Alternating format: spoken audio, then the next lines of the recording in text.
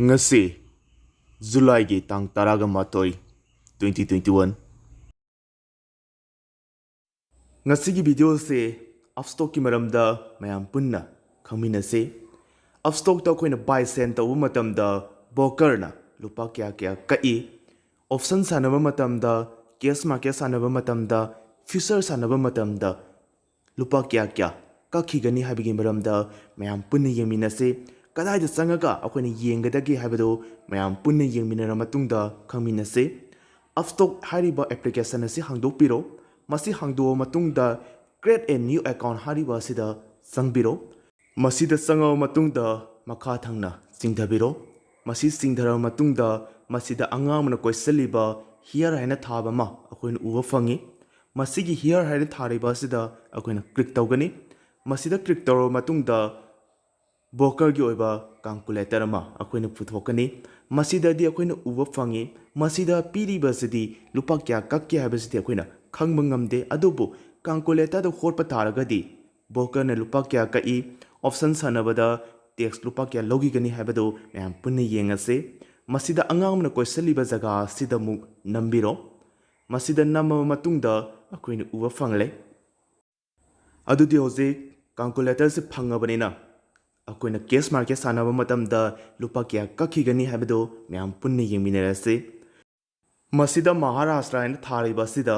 ꯆꯪꯕꯤꯔꯣ ꯃꯁꯤꯗ ꯆꯪꯉꯕ ꯃꯇꯨꯡꯗ ꯏꯁꯥꯅ ꯂꯩꯕ ꯃꯐꯝꯗꯨ ꯑꯣꯏꯇꯥꯔꯒꯗꯤ ꯃꯁꯤꯒꯤ ꯁ꯭ꯇꯦꯠꯁꯤꯡꯁꯤ ꯑꯩꯈꯣꯏꯅ ꯈꯟꯕ ꯌꯥꯔꯦ ꯑꯗꯨꯕꯨ ꯑꯩꯈꯣꯏ ꯃꯅꯤꯄꯨꯔꯒꯤ ꯑꯣꯏꯅꯗꯤ ꯌꯥꯎꯗꯕꯅꯤꯅ ꯑꯥꯔꯗꯔꯗ ꯊꯝꯃꯁꯤ ꯑꯥꯔꯗꯔꯗ ꯊꯝꯃꯕ ꯃꯇꯨꯡꯗ ꯑꯩꯈꯣꯏꯅ ꯀꯔꯤ ꯎꯕ ꯐꯪꯉꯤ ꯏꯟꯇ꯭ꯔꯥꯗꯦ ꯍꯥꯏꯕ ꯑꯃꯒ ꯗꯦꯂꯤꯚꯔꯤ ꯍꯥꯏꯕ ꯑꯃꯒ ꯎꯕ ꯐꯪꯉꯤ ꯑꯗꯨꯒ ꯃꯁꯤꯁꯤꯅ ꯁꯔꯆ ꯇꯧꯐꯝꯅꯤ ꯑꯩꯅ ꯁꯥꯟꯅꯗꯣꯏꯕ ꯁ꯭ꯇꯣꯛꯁꯦ ꯅꯠꯇ꯭ꯔꯒꯅ ꯑꯩꯅ ꯂꯩꯗꯣꯏꯕ ꯑꯣꯞꯁꯟ ꯅꯠꯇ꯭ꯔꯒꯅ ꯐꯤꯆꯔꯗꯨ ꯃꯁꯤꯗ ꯈꯟꯒꯅꯤ ꯍꯧꯖꯤꯛꯀꯤ ꯑꯣꯏꯅ ꯀꯦꯁ ꯃꯥꯔꯀꯦꯠꯀꯤ ꯑꯣꯏꯅ ꯌꯦꯡꯁꯤ SBIꯅ ꯊꯥꯔꯕ ꯃꯇꯨꯡꯗ ꯃꯁꯤꯗ ꯕꯣꯝꯕꯦ ꯁ꯭ꯇꯣꯛ ꯑꯦꯛꯁꯆꯦꯟꯖ ꯊꯣꯔꯛꯂꯦ ꯅꯦꯁꯅꯦꯜ ꯁ꯭ꯇꯣꯛ ꯑꯦꯛꯁꯆꯦꯟꯖ ꯊꯣꯔꯛꯂꯦ ꯀꯔꯝꯕꯗ ꯁꯥꯟꯅꯒꯦ ꯍꯥꯏꯕꯗꯨ ꯈꯜꯂꯅꯤ ꯍꯧꯖꯤꯛ ꯅꯦꯁꯅꯦꯜ ꯁ꯭ꯇꯣꯛ ꯑꯦꯛꯁꯆꯦꯟꯖꯇ ꯈꯜꯂꯕ ꯃꯇꯨꯡꯗ ꯑꯩꯅ ꯂꯩꯗꯣꯏꯕ ꯀ꯭ꯋꯥꯟꯇꯤꯇꯤꯁꯤ ꯀ꯭ꯋꯥꯟꯇꯤꯇꯤ 100 ꯂꯩꯔꯦ ꯍꯥꯏꯅ ꯂꯧꯔꯁꯤ ꯀ꯭ꯋꯥꯟꯇꯤꯇꯤ 100 ꯂꯩꯕꯁꯦ ꯑꯩꯅ ꯂꯨꯄꯥ ꯀꯌꯥꯗ ꯕꯥꯏ ꯇꯧꯕ ꯄꯥꯕ ꯅꯨꯡꯉꯥꯏꯅꯕꯒꯤꯗꯃꯛꯇ ꯂꯨꯄꯥ 400ꯗ ꯕꯥꯏ ꯇꯧꯔꯦ ꯍꯥꯏꯅ ꯂꯧꯔꯁꯤ ꯑꯗꯨꯒ ꯁꯦꯟ ꯇꯧꯕꯗꯅ 410ꯗ ꯁꯦꯟ ꯇꯧꯔꯦ ꯍꯥꯏꯅ ꯂꯧꯔꯁꯤ ꯍꯥꯏꯕꯗꯤ ꯂꯨꯄꯥ 10 ꯇꯣꯡꯉꯒ ꯑꯩꯅ ꯌꯣꯟꯊꯣꯛꯑꯦ ꯍꯥꯏꯅ ꯂꯧꯔꯁꯤ ꯃꯁꯤ ꯃꯈꯥ ꯏꯊꯪ ꯊꯪꯅ ꯑꯉꯥꯡ ꯑꯃꯅ ꯀꯣꯏꯁꯤꯜꯂꯤꯕ ꯑꯁꯤꯗ ꯑꯃꯨꯛ ꯆꯪꯕꯤꯔꯣ ꯃꯁꯤꯗ ꯆꯪꯉꯕ ꯃꯇꯨꯡꯗ ꯇꯦꯛꯁꯁꯤꯡ ꯑꯗꯨ ꯀꯔꯤ ꯀꯔꯤꯅ ꯀꯛꯏꯕꯅꯣ ꯍꯥꯏꯕꯗꯨ ꯑꯩꯈꯣꯏꯅ ꯎꯕ ꯐꯪꯉꯒꯅꯤ ꯃꯁꯤꯗ ꯑꯉꯥꯡ ꯑꯃꯅ ꯀꯣꯏꯁꯤꯜꯂꯤꯕ ꯑꯁꯤ ꯇꯦꯛꯁ ꯅꯨꯡꯗꯨ ꯀꯛꯈ꯭ꯔꯕ ꯃꯇꯨꯡꯗ ꯑꯩꯒꯤ ꯂꯦꯝꯍꯧꯕ ꯄꯩꯁꯥ ꯂꯨꯄꯥ 953ꯒꯤ ꯆꯥꯡꯗꯤ ꯂꯦꯝꯍꯧꯔꯦ ꯍꯥꯏꯕꯗꯤ ꯂꯨꯄꯥ 1,000 ꯇꯣꯡꯕ ꯃꯇꯝꯗ ꯇꯦꯛꯁ ꯅꯨꯡ ꯀꯥꯏꯊꯣꯛꯈ꯭ꯔꯕ ꯃꯇꯨꯡꯗ ꯂꯨꯄꯥ 953 ꯂꯦꯝꯍꯧꯔꯦ ꯑꯗꯨꯒ ꯇꯦꯛꯁ ꯑꯣꯏꯅ ꯀꯛꯏꯕ ꯑꯁꯤ ꯂꯨꯄꯥ 60.3ꯅꯤ ꯂꯨꯄꯥ 60.3 ꯀꯛꯏꯕ ꯑꯁꯤ ꯀꯔꯤ ꯀꯔꯤꯗ ꯀꯛꯏꯅꯣ ꯍꯥꯏꯕꯗꯨ ꯃꯌꯥꯝ ꯄꯨꯟꯅ ꯌꯦꯡꯉꯁꯤ ꯕ꯭ꯔꯣꯀꯔꯒꯤ ꯑꯣꯏꯅ ꯂꯨꯄꯥ 40 ꯑꯃ ꯊꯥꯡꯉꯩ ꯁꯦꯡꯅ ꯀꯛꯈ꯭ꯔꯦ ꯃꯊꯪꯗ STTꯒꯤ ꯑꯣꯏꯅ ꯂꯨꯄꯥ 10ꯒ ꯄꯩꯁꯥ 25 ꯇ꯭ꯔꯥꯟꯖꯦꯛꯁꯟꯒꯤ ꯑꯣꯏꯅ ꯂꯨꯄꯥ 2ꯒ ꯄꯩꯁꯥ 79 GSTꯒꯤ ꯂꯨꯄꯥ 8ꯒ ꯄꯩꯁꯥ 70 ꯁ꯭ꯇꯥꯝꯒꯤ ꯑꯣꯏꯅ 2.40.3 ꯁꯦꯕꯤꯒꯤ ꯑꯣꯏꯅ 0.04 ꯍꯥꯏꯔꯤꯕꯁꯤꯡ ꯑꯁꯤ ꯄꯨꯂꯞ ꯇꯤꯟꯁꯤꯟꯅꯔꯕ ꯃꯇꯨꯡꯗ ꯂꯨꯄꯥ 60.3.21 ꯁꯤ ꯇꯥꯔꯦ ꯉꯁꯥꯏ ꯂꯩꯔꯤꯕ ꯀ꯭ꯋꯥꯟꯇꯤꯇꯤꯁꯦ ꯀ꯭ꯋꯥꯟꯇꯤꯇꯤ 100 ꯂꯩꯕꯅꯤ ꯑꯗꯨꯒ ꯀꯌꯥ ꯇꯣꯡꯕ ꯂꯨꯄꯥ 10 ꯂꯨꯄꯥ 10 ꯇꯣꯡꯉꯕꯅꯤꯅ ꯁꯤꯌꯔ 100ꯗꯨꯕꯨ ꯄꯨꯔꯤꯅꯕ ꯃꯇꯝꯗ ꯂꯨꯄꯥ 1,000 ꯇꯥꯔꯦ ꯂꯨꯄꯥ 1,000 ꯇꯣꯡꯕ ꯃꯇꯝꯗ ꯕ꯭ꯔꯣꯀꯔꯒꯤ ꯈꯥꯏꯗꯣꯛꯈ꯭ꯔꯕ ꯃꯇꯨꯡꯗ ꯂꯦꯝꯍꯧꯔꯤꯕ ꯄꯩꯁꯥ ꯑꯁꯤ ꯂꯨꯄꯥ 936ꯅꯤ ꯍꯥꯏꯔꯤꯕ ꯑꯁꯤ ꯆꯨꯝꯕ꯭ꯔꯥ ꯅꯠꯇ꯭ꯔꯒꯅ ꯂꯥꯟꯕ꯭ꯔꯥ ꯍꯥꯏꯕꯗꯨ ꯍꯧꯖꯤꯛ ꯌꯦꯡꯁꯤ ꯂꯨꯄꯥ 936.78 ꯍꯥꯏꯅ ꯏꯔꯕ ꯃꯇꯨꯡꯗ ꯄ꯭ꯂꯁ 60.3.21 ꯏꯔꯁꯤ ꯑꯅꯤꯁꯤ ꯇꯤꯟꯖꯟꯅꯔꯒ ꯇꯥꯔꯤꯕ ꯄꯩꯁꯥ ꯑꯁꯤ 999.99 ꯇꯥꯔꯦ ꯃꯁꯤꯅꯤ ꯃꯈꯥ ꯏꯊꯪ ꯊꯪꯅ ꯂꯩꯔꯤꯕ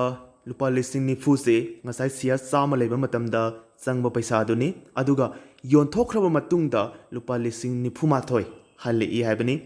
ꯃꯁꯤꯁꯤꯅ ꯍꯧꯖꯤꯛ ꯏꯟꯇ꯭ꯔꯥꯗꯦꯗ ꯊꯝꯃꯝꯕ ꯑꯗꯨ ꯗꯦꯂꯤꯚꯔꯤꯗ ꯑꯣꯟꯊꯣꯛꯑꯒꯦ ꯗꯦꯂꯤꯚꯔꯤꯗ ꯑꯣꯟꯊꯣꯛꯑꯕ ꯃꯇꯨꯡꯗ ꯀ꯭ꯋꯥꯟꯇꯤꯇꯤꯗ 100 ꯑꯗꯨꯝ ꯂꯩꯔꯁꯅꯨ ꯑꯗꯨꯒ ꯕꯥꯏꯗꯁꯨ ꯄꯥꯕ ꯅꯨꯡꯉꯥꯏꯅꯕꯒꯤꯗꯃꯛꯇ ꯍꯥꯟꯅꯒꯤꯗꯨꯒ ꯀꯝꯄꯤꯌꯔ ꯇꯧꯕꯗꯁꯨ ꯅꯨꯡꯉꯥꯏꯅꯕꯒꯤꯗꯃꯛꯇ ꯂꯨꯄꯥ 100 ꯊꯝꯃꯁꯤ ꯁꯦꯟ ꯇꯧꯕꯁꯤꯁꯨ ꯂꯨꯄꯥ 100ꯒ tarada sen tawre haina thamasi haibadi lupa lising ama tongaga yole haina laurase masi yongraba matungda tax ki oina lupa 90 ga 6.40 ga 8 ki sangdi tax ki oina kakre hariba taxing ase kari kari da kai no haibado amu yengase broker ki oina di paisa amta laudre STT da lupa 80 transaction da lupa aniga paisa 79 GST da 0.50 stamp da lupa taga ni thoi 0.15 sebi gi oina 0.04 hariba singa si tinsenara matungda lupan 90 ga 6.48 si tare masisu sumra lanbra haibado mayam punni yengse hausi plus toro yengase lupa sama poinga lupa 8.51 plus 96.48 iro matungda lairiba tariba paisa ase ngasagi intraday ga sap manana 999.99 tare masini akoina delivery da leibaga intraday da leibaga ka iba sa se hariba sa se hausi option da mu kyam yamna kak ke habadu mu yengse masigi sas tawba masida akoin apamu khudimak masida sas tawgani nifty bank thara matungda magi strike price se lising kuntra ga manga haina thara matungda akoin sas tawgani aduga aina pami ba expiry do khangani 15 July ana khala matungda masida akoina yengase masida laigidaba quantity se quantity sama laire na lorase quantity sama leiba matamda akoina laigidaba paisa se lupa kya da leiba yai habasni paba nungai da damakta lupa samri da thamase aduga yon thokpa matamdana lupa samri ga kullaina yon thoasi haibade aina leiba matamda lupa samri da leire yon thokpa matamdana lupa samri ga kunda yon thokre maduna takpadi lupa lising ani tonga yole habani masi yongra matungda tax ki oina ka iba paisa ase lupa chamaga kunga 3.08 ni aduga tax nungsi loin kakphal lora matungda lemhoriba paisa ase lupa lising amaga sani panga 7.8.02 ni lemhoriba paisa ase hariba tax sing asina kari kari da kakke habase hanagi dumaina mathakta loina laire broker gi oina lupa 40 STT gi oina lupa kunmathoi transaction gi oina lupa 48.46 hariba sing ase ka e adu hauze intraday da laibani hauze delivery da thamake delivery ga intraday ga se option da kari khenage habado yengse ngasai ka iba paisa ase lupa samaga kunga taruk sap mane delivery ga intraday ga di option da di hariba sida kaisum khenaba leite amu future da mu yengse future da kamai tawgadage habado lupa kya kakke habado amu yengase future da khoni yengba yare se SBI na thara se SBI thara matungda July gi si yengase aduga magi lot amase lising amaga songana sai lot amase lot ama leiba matamda tax ki oina lupa kya kakhi kani habado mayam punni yengase lot amase lising amaga songana sabanina aina hojik lupa 10 tong yonbanina lupa lising 10 ga mangani tongiba se aduga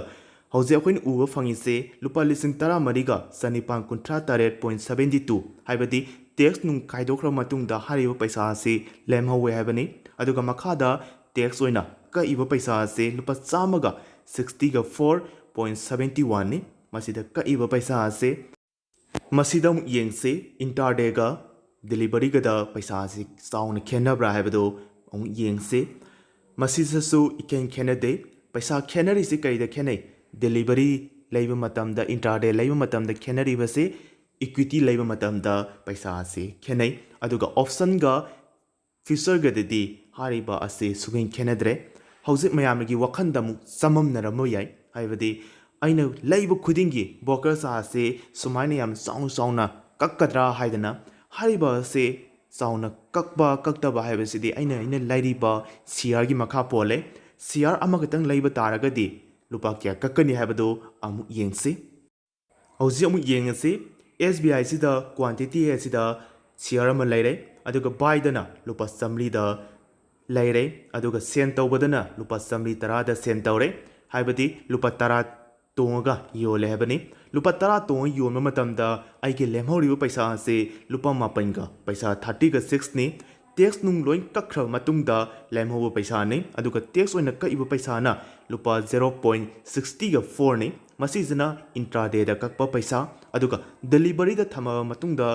ꯀꯛꯏꯕ ꯄꯩꯁꯥ ꯑꯁꯤꯅ text ꯀꯛꯏꯕ ꯄꯩꯁꯥ ꯑꯁꯤ 0.90ꯒ 7ꯅꯤ ꯇꯦꯛꯁꯀꯤ ꯑꯣꯏꯅ ꯀꯛꯏꯕꯁꯤ ꯑꯗꯨꯒ ꯂꯦꯝꯍꯧꯔꯤꯕ ꯄꯩꯁꯥꯅ ꯂꯨꯄꯥ 7ꯒ 04ꯅꯤ ꯀ꯭ꯋꯥꯟꯇꯤꯇꯤꯗ ꯗꯤꯄꯦꯟ ꯇꯧꯏ ꯄꯩꯁꯥ ꯌꯥꯝꯅ ꯀꯛꯄ ꯈꯖꯤꯛꯇꯪ ꯀꯛꯄ ꯍꯥꯏꯕꯁꯦ ꯀ꯭ꯋꯥꯟꯇꯤꯇꯤꯗꯨ ꯈꯖꯤꯛꯇꯪ ꯂꯩꯕ ꯇꯥꯔꯒꯗꯤ ꯈꯖꯤꯛꯇꯪ ꯀꯛꯀꯅꯤ ꯑꯗꯨꯒ ꯀ꯭ꯋꯥꯟꯇꯤꯇꯤꯁꯤ ꯃꯌꯥꯝ ꯂꯩꯕ ꯇꯥꯔꯒꯗꯤ ꯃꯌꯥꯝ ꯀꯛꯀꯅꯤ ꯚꯤꯗꯤꯑꯣ ꯑꯁꯤꯗ ꯒ꯭ꯌꯥꯟ ꯇꯥꯗꯕ ꯁꯔꯨꯛ ꯌꯥꯎꯕ ꯇꯥꯔꯒꯁꯨ ꯀꯃꯦꯟ ꯁꯦꯛꯁꯟꯗ ꯀꯃꯦꯟ ꯇꯧꯕꯤꯔꯝꯃꯨ ꯉꯁꯤꯒꯤꯗꯤ ꯚꯤꯗꯤꯑꯣ ꯑꯁꯤ ꯃꯇꯥꯡ ꯁ꯭ꯋꯥꯏꯗ ꯂꯣꯏꯁꯤꯟꯖꯒꯦ